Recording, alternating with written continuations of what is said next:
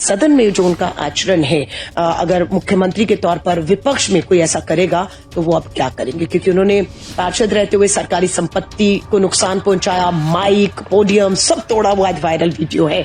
सो मैंने उनको नसीहत दी है कि अब ये जो चीजें आपका पीछा नहीं छोड़ेंगी, चैलेंज अंदर और बाहर दोनों रहेगा, आइडियोलॉजिकल लड़ाई उसके साथ थी, है और रहेगी, और अगर कहीं लगेगा कि वो चूक रही है तो हम पीछा नहीं छोड़ेंगे। देखिए, मैं सबसे पहले रेखा गुप्ता जी को बधाई देती हूँ और शुभकामनाएं देती हूँ। जब रेखा गुप्ता जी का नाम अनाउंस किया गया तो मैं सीधा 30 साल पीछे चली गई। 2025 में हैं अभी हम, और 1995 30 साल पीछे गई। तब हमारे पास मोबाइल नहीं हुआ करते थे, एल्बम होती थी, एल्बम खोजी, उसमें से एक तस्वीर खूबसूरत जिसमें मैं अध्यक्ष पद का चुनाव जीती थी NSUI से, और रेखा गुप्ता ABVP से सचिव पद जीती थी, और दोनों ने मिलकर शपथ ली थी। वो वही तस्वीर है। उम्र हमारी 20 साल थी उस समय। तो शपथ ली, हम लोगों ने एक साथ मिलकर काम किया। आइडियोलॉजिकल लड़ाई उसके साथ थी, है और रहेगी, उस समय भी होती थी। वो अखिल भारतीय विद्यार्थी परिषद से तीनों जीते थे, मैं अकेली अध्यक्ष जीती थी। तो RSS के लोगों को लाना, लेक्चर करवाना उस विचारधारा को जिसका हम बिल्कुल विरोध में खड़े रहते हैं, खड़े हैं, हम गांधीयन को, आइडियोलॉजी के लोगों को लाकर हमारे अपना लड़ाई जो है एक संघर्ष रहता था।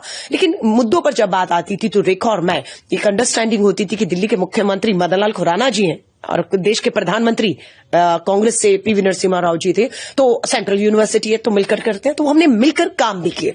साल बहुत नहीं होता है, हमें अपनी कैंपस, मैं खुद साइंस स्टूडेंट थी, अपनी लेबोरेटरी लैब से फुर्सत नहीं मिलती थी, फिर एक साल में बहुत कुछ करना था। लेकिन ये कि हम कर पाए। रेखा उस समय भी बहुत एग्रेसिव थी, क्योंकि वही RSS ABVP वाला एग्रेशन जो हमने पार्षद के तौर पर, उनका एक वीडियो मेरे सामने सुबह आया, क्योंकि वो जब पार्षद रही तो मैं कभी पार्षद नहीं रही, तो एक हाउस में हमें बैठने का मौका दोबारा नहीं मिला। मैं जब विधायक हुई 2015 से 20, तो वो विधायक नहीं थी, तो सदन में भी बैठने का, विधानसभा भी मौका नहीं मिला।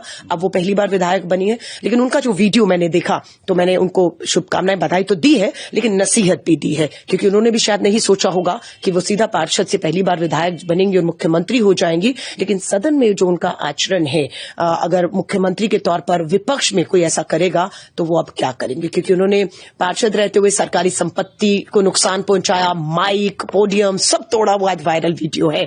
सो मैंने उनको नसीहत दी है कि अब ये जो चीजें आपका पीछा नहीं छोड़ेंगी, चैलेंज अंदर और बाहर दोनों रहेगा। मैं महिला कांग्रेस की राष्ट्रीय अध्यक्ष हूं और दिल्ली मेरी है। मैं बार बार कहती हूं, दिल्ली में बेटियों की सुरक्षा, महिलाओं की सुरक्षा एक महिला मुख्यमंत्री की प्राथमिकताओं पर होनी चाहिए। रेखा जी मुख्यमंत्री हो गई हैं, स्वाभाविक है उन्हें पूरी सुरक्षा मिल जाएगी, लेकिन उनकी प्राथमिकताओं पर दिल्ली की हर बेटी की सुरक्षा होनी चाहिए। अगर वो उस दिशा में काम करेंगी, महिला कांग्रेस के राष्ट्रीय अध्यक्ष होने के नाते पूरा समर्थन, सहयोग हर तरीके से मिलेगा। महिला आयोग की नई अध्यक्ष भी नियुक्त करनी होगी उन्हें, और अगर कहीं लगेगा कि वो चूक रही हैं तो हम पीछा नहीं छोड़ेंगे। मुझे याद है शीला दीक्षित जी को निर्भया के मुद्दे पर, महिला मुख्यमंत्री थी, घेरा गया था, पूरा बदनाम किया गया था, लेकिन आज हम बहुत आगे निकल चुके हैं। आज कोई इफ एंड बट नहीं, केंद्र में उनकी सरकार, गृह मंत्री, पुलिस, LG सब उनके हाथ में है, और वो कर सकती हैं, करेंगी तो बेहतर है, क्योंकि वो कामयाब होंगी तो दिल्ली कामयाब होगी, क्योंकि मुख्यमंत्री हैं। वो फेल होंगी तो मेरी दिल्ली फेल होगी। लेकिन चुनौतियां उनको अंदर ज्यादा रहेंगी, बाहर से मुझे लगता है कि तुलना में। हाँ, काम नहीं करेंगी तो शायद लगता है कि ज्यादा चुनौतियां उनके पास होंगी।